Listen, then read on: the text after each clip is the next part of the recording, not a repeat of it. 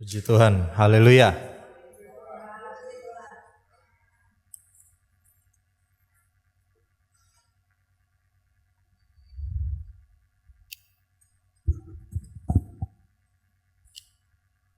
Puji Tuhan, sangat mengucap syukur kepada Tuhan kalau hari ini saya kembali boleh dipercayakan menyampaikan firman Tuhan, bukan karena kuat dan gagah, tapi semua oleh karena Roh Tuhan yang bekerja. Puji Tuhan, mengucap syukur pada Ibu Gembala memberikan kesempatan pada jemaat Tuhan di tempat ini. Mari kita sama-sama merenungkan firman Tuhan. Siapapun kita yang ada di sini, firman Tuhan bukan untuk orang lain. Ya. Terlebih kita harus koreksi diri kita dulu. Kita terima dulu firman Tuhan itu. Puji Tuhan, mari kita masuk ke dalam firman Tuhan. Saya hari ini memakai slide lagi karena ininya udah ada ya. Jadi kita masuk ke slide saja. Ya, saya memberikan tema pada hari ini yaitu tentang iri hati. Iri hati. Apa yang dimaksud dengan iri hati? Mungkin kata iri hati ini masih ambigu kelihatannya ya.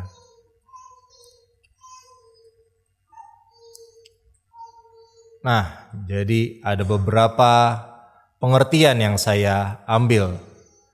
Mungkin pengertian ini saya ambil dari internet, tapi saya rasa sudah cukup ya. Dari KBBI, iri hati adalah merasa tidak senang atau merasa cemburu melihat kelebihan orang lain. Menurut Heru Tribudi, iri hati biasanya berakar pada cinta kepada diri sendiri yang tidak sehat atau berlebihan dan ketidakikhlasan untuk menerima diri sendiri. Dari Wikipedia mengatakan iri hati adalah emosi yang terjadi ketika seseorang tidak memiliki kualitas superior, prestasi atau kepemilikan dan berharap bahwa yang lain juga tidak memilikinya. Ya, jadi dia tidak memiliki kemampuan dan dia menginginkan orang lain juga tidak memiliki kemampuan. Karena kalau orang lain itu memiliki kemampuan, maka timbul iri hati. Seperti itu kira-kira. Lalu menurut Aristoteles mendefinisikan iri hati sebagai rasa sakit saat melihat nasib baik orang lain. Digerakkan oleh mereka yang memiliki apa yang seharusnya kita miliki. Ya, jadi rumput tetangga selalu lebih hijau daripada rumput kita gitu. Selalu menginginkan apa yang orang lain punya. Kalau dia punya apa yang kita inginkan, wah rasanya sakit hati. Rasanya terganggu jiwa kita. Dan menurut Bernard Russell, iri hati adalah salah satu penyebab paling kuat dari ketidakbahagiaan. Kalau kita melihat di sini bahwa iri hati itu memiliki pengertian yang sangat luas ya. Pengertiannya sangat luas. Ketika kita melihat orang lain dan orang lain itu lebih sukses dari kita, meskipun startnya sama-sama bersama nih. Orang lain lebih sukses, ada rasa terganggu dalam hati kita dan itu sudah benih dari iri hati itu sendiri. Dan jika iri hati itu terus-menerus dibiarkan, dipupuk, maka akan timbul kebencian. Dari kebencian itu akan timbul kerusakan demi kerusakan. Kerusakan hubungan, kerusakan jiwa kita. Kita akan merasa menderita menjalani kehidupan ini dengan iri hati. Karena itu Bernard Russell tadi katakan bahwa iri hati menjadi salah satu penyebab utama dari ketidakbahagiaan. Orang yang iri hati tidak akan bahagia. Dengan kata lain seperti itu. Bapak Ibu Saudara, di dalam firman Tuhan kita melihat Ayub pasalnya yang kelima, ayatnya yang kedua. Dikatakan sesungguhnya orang bodoh dibunuh oleh sakit hati dan orang bebal dimatikan oleh iri hati. Ya, orang bodoh dibunuh oleh sakit hati dan orang bebal dimatikan oleh iri hati. Jadi Bapak Ibu Saudara, meskipun iri hati itu tidak terlihat, sakit hati juga tidak terlihat, tetapi itu mematikan kita, mematikan sukacita kita, itu mematikan iman kita. Orang bodoh dibunuh oleh sakit hati, orang bebal dimatikan oleh iri hati. Kita sudah belajar minggu lalu tentang orang bebal, orang yang gak mau dikasih tahu A, ngejalaninnya B. Selalu begitu. Karena itu mungkin kita harus kasih tahu B biar dia ngelakuin yang A ya. Tapi tidak begitu. Orang bebal tidak mau dinasehati. Dia selalu melakukan kebalikannya. Dan itu yang akan mematikan mereka adalah perasaan iri hati terhadap orang lain, cemburu terhadap orang lain. Saudara, di dalam Alkitab, mungkin saya tidak catat di slide, tapi mari kita sama-sama buka di dalam 2 Samuel pasalnya yang ke-12. Ayatnya yang pertama sampai ayatnya yang ke-9. Di sini ada satu tokoh yang memiliki perasaan iri hati. Ya, Alkitab mencatat dia mengingini milik sesamanya, bahkan lebih parah lagi, bukan milik sesamanya yang berada di atas dia, tetapi milik sesamanya yang ada di bawahnya. 2 Samuel pasalnya yang ke-12 ayatnya yang pertama sampai yang ke-9. Saya bacakan demikian firman Tuhan. Tuhan mengutus Natan kepada Daud. Ia datang kepada Daud dan berkata kepadanya, ada 2 orang dalam suatu kota, yang seorang kaya, yang lain miskin. Si kaya mempunyai sangat banyak kambing domba dan lembu sapi. Si miskin tidak mempunyai apa-apa selain dari seekor anak domba betina yang kecil, yang dibeli dan dipeliharanya. Anak domba itu menjadi besar padanya bersama-sama dengan anak-anaknya, makan dari suapnya dan minum dari pialanya, dan tidur di pangkuannya seperti seorang anak perempuan baginya.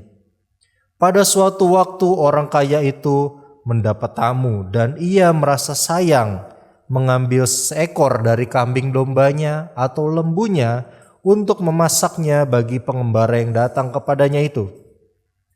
Jadi ia mengambil anak domba betina kepunyaan si miskin itu dan memasaknya bagi orang yang datang kepadanya itu. Lalu Daud menjadi sangat marah karena orang itu dan ia berkata kepada Natan, demi Tuhan yang hidup, orang yang melakukan itu harus dihukum mati, dan anak domba betina itu harus dibayar gantinya 4 kali lipat, karena ia telah melakukan hal itu dan oleh karena ia tidak kenal belas kasihan. Kemudian berkatalah Natan kepada Daud, engkaulah orang itu. Beginilah firman Tuhan Allah Israel, akulah yang mengurapi engkau menjadi raja atas Israel, akulah yang melepaskan engkau dari tangan Saul. Telah kuberikan isi rumah tuanmu kepadamu dan istri-istri tuanmu ke dalam pangkuanmu. Aku telah memberikan kepadamu kaum Israel dan Yehuda, dan seandainya itu belum cukup, tentu ku tambah lagi ini dan itu kepadamu. Mengapa engkau menghina Tuhan dengan melakukan apa yang jahat di matanya? Uria orang Het itu kau biarkan ditewaskan dengan pedang, istrinya kau ambil menjadi istrimu, dan dia sendiri telah kau biarkan dibunuh oleh pedang Bani Amon. Puji Tuhan. Ini adalah kisah yang tragis sebenarnya yang dilakukan oleh Daud. Dia cemburu bukan kepada orang yang memiliki banyak. Saudara, Daud memiliki istri yang tidak kekurangan, harta yang sangat banyak, tidak kekurangan apa-apa. Bahkan Tuhan katakan kalau masih kurang bilang aja, Tuhan akan berikan. Tetapi apa yang Daud lakukan? ia memiliki perasaan iri hati terhadap Uria yang adalah bawahannya. Bapak Ibu Saudara, di dalam firman Tuhan, sikap iri hati ini dampaknya sangat luar biasa, menghancurkan. Kalau mungkin kita berpikir dosa pertama itu adalah kesombongan dari Lucifer, Bapak Ibu Saudara, mungkin kita bisa pikir lagi. Karena di dalam Yesaya 14 ayatnya yang ke-14 di situ berbicara tentang gambaran dari Lucifer yang jatuh ke dalam dosa. Yesaya 14 ayat ke-14 dia katakan, "Aku hendak naik mengatasi ketinggian awan-awan, hendak menyamai yang maha tinggi." Artinya dia menginginkan tahtanya Tuhan. Dia menginginkan, dia cemburu melihat kemuliaan Tuhan. Kain dan Habel. Begitu Habel persembahannya diterima oleh Tuhan dan Kain tidak, maka timbullah iri hati, cemburu. Sampai Tuhan katakan, apakah wajahmu tidak akan berseri kalau kamu tidak melakukan perbuatan baik? Artinya coba kamu rubah persembahanmu, kamu masih diberikan kesempatan oleh Tuhan. Tuhan memberikan kesempatan bagi Kain untuk merubah sikapnya. Tapi dia tidak berubah, justru dia membunuh Habel karena iri hatinya. Saudara-saudara Yusuf menjual Yusuf. Tadinya niatnya bukan cuma mau menjual, tapi mau membunuh Yusuf. Tapi karena ada yang mengatakan kalau dibunuh apa untungnya bagi kita, maka dijual saja Yusuf. Semua itu didasari oleh apa? Oleh iri hati. Kejadian 37 ayat 11, maka iri hatilah saudara-saudaranya kepadanya, tetapi ayahnya menyimpan hal itu dalam hatinya. Saudara, jadi iri hati bisa mendorong kita melakukan hal-hal yang paling jahat. Jangan kita sepelekan rasa iri hati ini. Karena bisa jadi tanpa kita sadari sudah ada benih iri hati itu dalam kehidupan kita.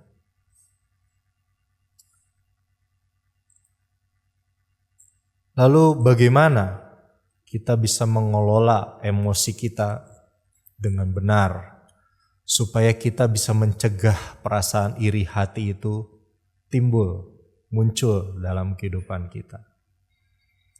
Bapak Ibu Saudara, saya hanya membawa 2 poin saja pada hari ini tentang bagaimana kita mengelola emosi kita supaya kita bisa menangani rasa iri hati itu dengan benar.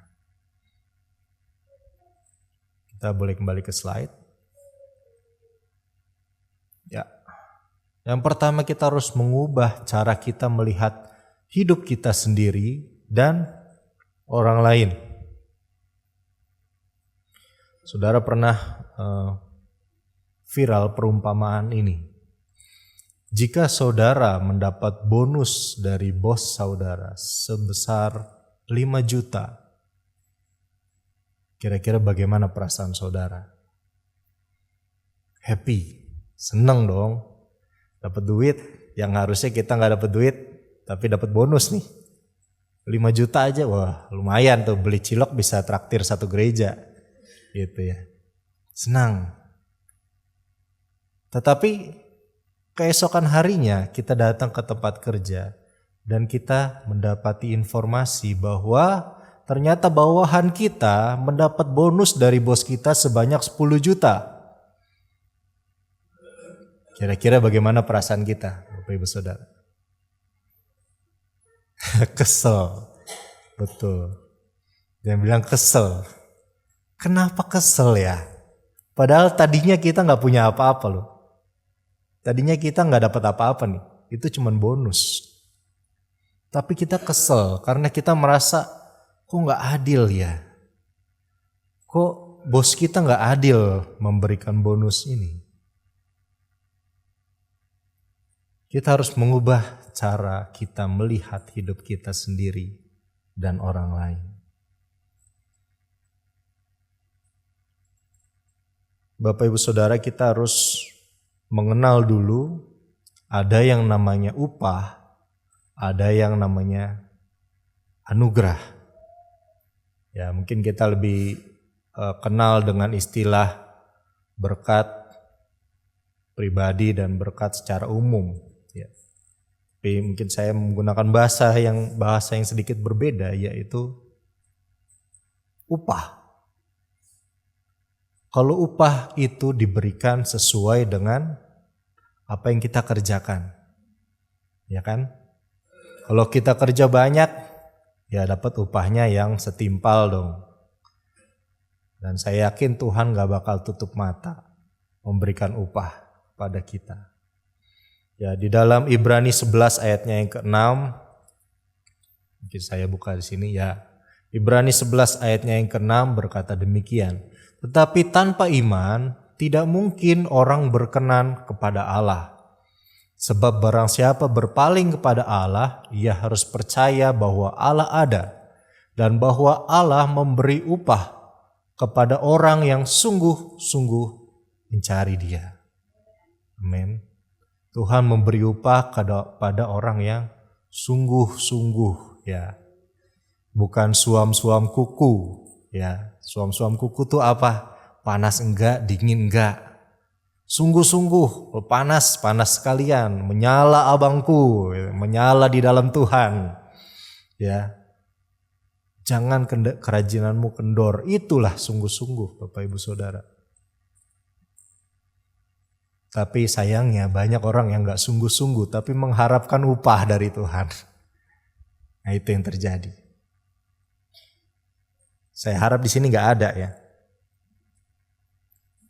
Kalau gak sungguh-sungguh ya jangan harap apa-apa, jangan harap banyak lah.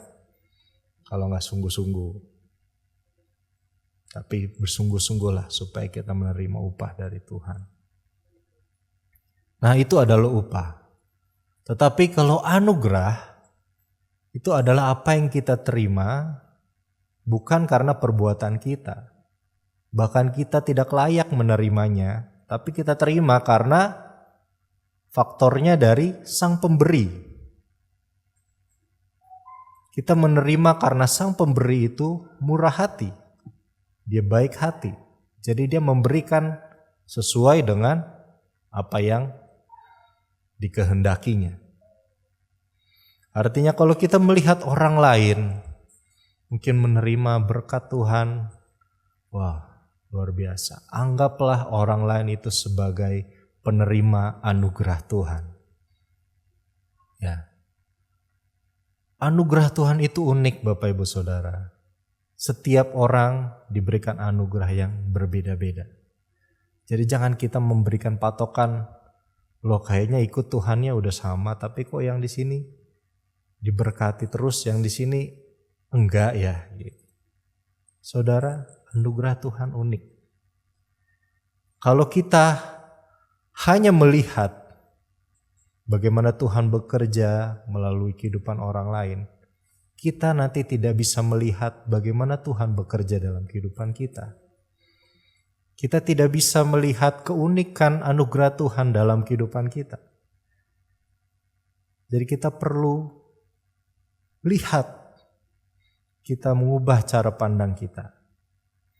Kita juga adalah orang yang menerima anugerah loh. Ya, jangan kita melihat orang lain saja. Dan kalau melihat sosial media, wah sangat mudah kita menjadi iri hati. Ya. Wah yang ini sama nih pekerjaannya sama kita, tapi kok dia gajinya gede banget ya. Kok dia jalan-jalan mulu ya gitu. Kok dia makan enak mulu. Ya itu kan yang kita tahu. Kita ngelihatnya dari jauh. Tapi kalau kita tidak iri hati, kita punya pikiran yang baik, kita akan melihat puji Tuhan. Dia mendapat berkat anugerah dari Tuhan. Saya juga mendapat berkat Tuhan dengan cara yang Tuhan sediakan bagi saya. Bonus adalah anugerah yang bos kita berikan. Kita harus menyadari bahwa Tuhan sediakan anugerah yang unik dalam kehidupan kita. Dan iri hati justru membuat kita melupakan keunikan dan keistimewaan anugerah Allah pada diri kita. Lalu bagian kedua adalah mengecap kebaikan Tuhan. Ya, kenapa mengecap kebaikan Tuhan menjadi cara untuk kita menghindari rasa iri hati.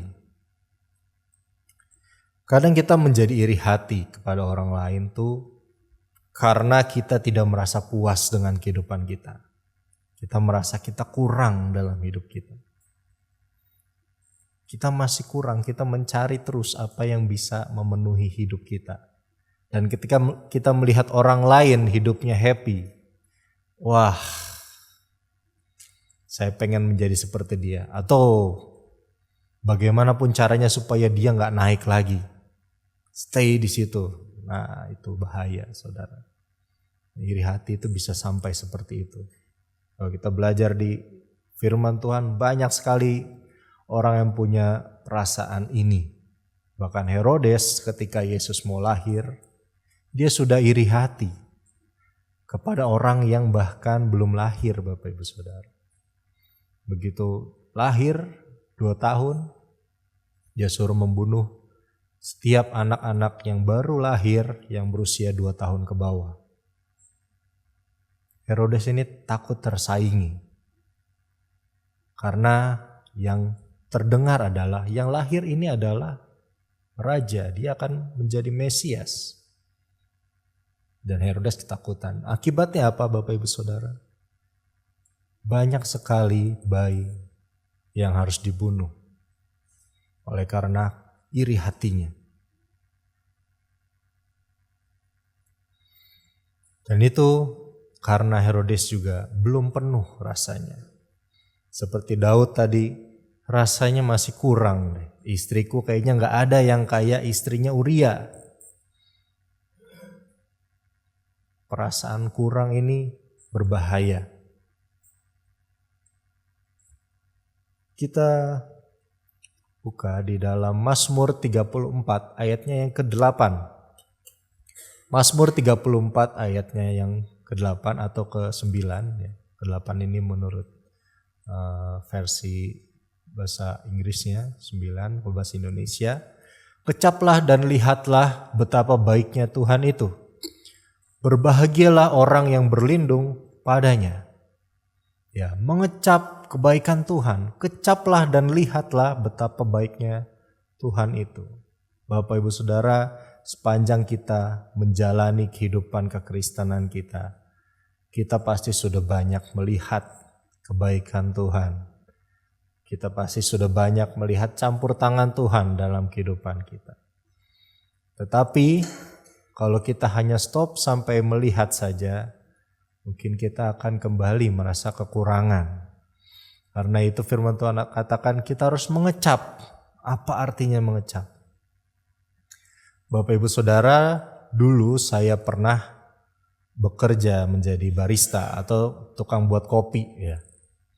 Tukang buat kopi. Di situ ada sebuah pelajaran mengenai coffee testing atau kita mencoba suatu kopi.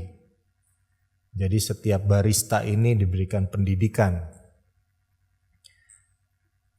Lalu dikeluarkanlah sebuah biji kopi.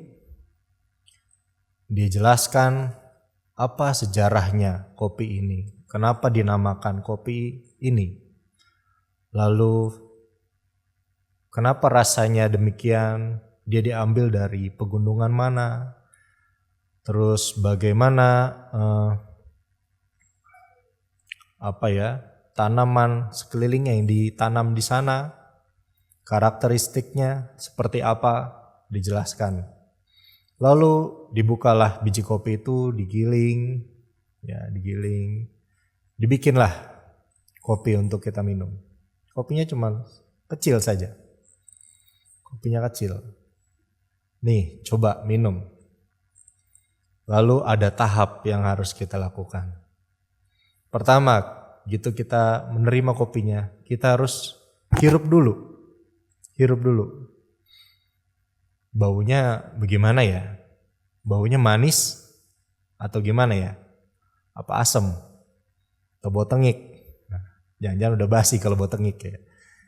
Mungkin kita cium dulu. Smells. Lalu bagian kedua kita coba. Jadi kita seruput ya. Mungkin kalau tahu kopi, minumnya seruput gitu. Tujuannya apa? Supaya kopi itu bisa kena di seluruh permukaan lidah. Ya.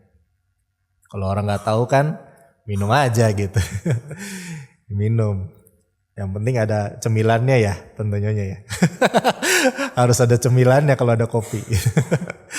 Nah, baru enak. Nah, ini tuh kopi tok, nggak ada cemilannya, Bapak Ibu Saudara. Kita harus mengecap kopi itu. Setelah diminum, apakah selesai? Tidak, Bapak Ibu Saudara. Kita harus menjelaskan apa yang kita rasa. Di sini menariknya. Kita harus menjelaskan apakah kopi yang kita minum itu rasanya lebih ke arah pahit atau ke asam. Terus apakah kita bisa merasakan ada rasa buah-buah di sana? Apakah kita merasakan ada manis di sana? Apakah ada rasa coklat di sana? Kira-kira berapa persen rasa coklatnya? Berapa persen rasa buahnya? Rasa manisnya berapa persen? Kita harus bisa menjelaskan. Saudara, di dalam kekristenan juga demikian.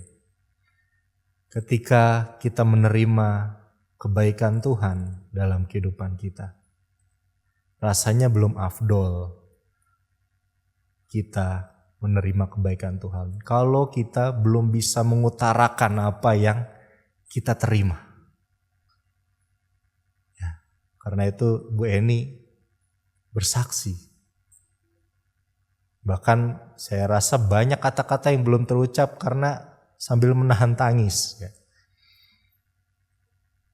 Kita harus mengutarakan apa yang Tuhan kerjakan bagi kehidupan kita. Coba kita renungkan lagi apa yang Tuhan telah kerjakan bagi kehidupan kita. Apakah kita bisa menggambarkan itu, bisa mengutarakan itu? Mungkin kita hanya bisa bilang Tuhan dahsyat. Tuhan penolong kita. Dia sangat terbukti. Yesus ialah Tuhan dan Juru Selamat kita yang hidup. Mungkin hanya itu yang kita bisa katakan. Tetapi itu timbul dari pengalaman kita. Dari kita menikmati kebaikan Tuhan. Kita menikmati pribadi Tuhan dalam kehidupan kita. Sebelum kita bisa mengutarakan itu, menyampaikan itu, maka rasanya kita masih tanda tanya ya, masih dia merasakan kebaikan Tuhan atau tidak. Saudara, di dalam Yohanes pasalnya yang keempat, ayatnya yang ke-39 sampai ke-42. Yohanes pasalnya yang keempat, ayatnya yang ke-39 sampai ke-42. Saya bacakan untuk kita semua. Dan banyak orang Samaria dari kota itu telah menjadi percaya kepadanya karena perkataan perempuan itu yang bersaksi. Ia mengatakan kepadaku segala sesuatu yang telah kuperbuat. Ketika orang-orang Samaria itu sampai kepada Yesus, mereka meminta kepadanya supaya ia tinggal pada mereka. Dan ia pun tinggal di situ 2 hari lamanya. Dan lebih banyak lagi orang yang menjadi percaya karena perkataannya. Dan mereka berkata kepada perempuan itu, "Kami percaya, tetapi bukan lagi karena apa yang kau katakan, tetapi kami sendiri telah mendengar dia. Dan kami tahu bahwa dialah benar-benar Juru Selamat dunia." Ini adalah kisah tentang perempuan Samaria yang bertemu dengan Yesus di sumur, pinggir sumur. Kalau di dalam sumur harus ditolong, jadi di pinggir sumur ketemunya. Nah, kejadian ini mungkin kelihatan sepele, sama seperti kesaksian Om Benny. Mungkin orang lain ngelihat ini cuman sepele. Kelihatannya cuman orang Samaria ngobrol sama Yesus di pinggir sumur. Tidak ada sesuatu yang kelihatan wah dipandang mata. Tetapi apa yang Yesus lakukan? Apa yang orang Samaria ini rasakan? Orang Samaria ini merasakan. Yesus begitu mengenal dirinya. Bahkan sebelum dia memperkenalkan diri. Yesus mengenal dirinya. Dia Maha tahu. Ini bukan orang biasa. Perempuan Samaria ini mengenal Yesus dari kemahatauannya. Dan yang dia sampaikan ke orang banyak hanya itu, Bapak Ibu Saudara. Dia katakan, orang ini tahu apa yang aku perbuat. Itu membuat orang berpikir lagi, bagaimana mungkin dia adalah orang asing. Dan tidak ada orang yang bisa menelaah seperti itu. Zaman dulu belum ada internet. Kalau sekarang bisa dilihat IG-nya, bisa dilihat YouTube-nya, Bapak Ibu Saudara. Zaman dulu nggak ada. Jadi mereka tertarik kepada Yesus dari kesaksian orang Samaria ini. Orang Samaria ini begitu menikmati persekutuannya dengan Yesus. Bahkan dia mengundang Yesus tinggal lebih lama lagi untuk memberkati bukan hanya dia tetapi orang-orang di kampungnya. Sampai orang-orang kampungnya berkata, bukan dari kamu lagi saya kenal siapa Yesus, tapi saya merasakan sendiri. Saya mengecap sendiri siapa Yesus itu. Saya harap kita semua di sini juga sudah mengecap kebaikan Tuhan, menikmati pribadi Kristus dalam kehidupan kita. Di dalam Yohanes pasalnya yang ke-9 ayatnya yang ke-25. Firman Tuhan, Yohanes 9 ayatnya yang ke-25, jawabnya, apakah orang itu orang berdosa? Aku tidak tahu. Tetapi satu hal aku tahu, yaitu bahwa aku tadinya buta dan sekarang dapat melihat. Amin. Ini adalah kesaksian orang buta ketika Yesus menolong orang itu. Dia diinterogasi dengan luar biasa oleh orang-orang Farisi. Bahkan orang tuanya dipanggil, benarkah ini anakmu yang tadinya buta sekarang bisa melihat? Orang tuanya dipanggil, iya ini anak saya nih. Saya juga heran kenapa dia bisa melihat lagi. Tetapi orang yang dicelikan matanya, Bapak Ibu Saudara, dia mengecap kebaikan Tuhan dan dia ceritakan, aku nggak tahu orangnya siapa yang menyembuhkan aku, orangnya berdosa atau enggak, saya nggak tahu. Tapi satu hal yang saya tahu, yang dia terima kebaikan Tuhan ini adalah, tadinya aku buta, sekarang aku bisa melihat. Bapak Ibu Saudara, mungkin jika kita terjemahkan secara rohani, tadinya kita hidup di dalam dosa seperti orang buta. Tetapi sekarang kita bisa melihat kebenaran Tuhan. Bukan hanya melihat, kita berjalan di atas kebenaran. Saudara, kita perlu terus mengecap kebaikan Tuhan dari hari ke sehari. Ada pujian berkata, hitung berkat-Mu satu-satu. Mengucap syukur pada Tuhan senantiasa. Senantiasa. Artinya tidak putus-putusnya. Terima berkat Tuhan, kecap berkat Tuhan. Karena dengan begitu Bapak Ibu Saudara, kita merasa penuh. Yesus itu cukup bagi kita. Gak perlu kita ngelihat orang lain punya ini, orang lain bisa ini, orang lain pangkatnya ini dan itu. Saya punya Yesus dan itu cukup bagi saya. Sampai kita bisa berkata demikian. Karena kita begitu mengenal, kita mengecap kebaikan Tuhan dalam kehidupan kita. Puji Tuhan, saya tidak panjangkan firman Tuhan. Biarlah firman Tuhan ini boleh menjadi rema dalam kehidupan kita untuk kita menjaga hati kita dari iri hati, ya, dan kita boleh melihat kemurahan Tuhan, anugerah Tuhan yang luar biasa dalam kehidupan kita. Saya undang pemain musik maju ke depan, kita angkat suatu pujian.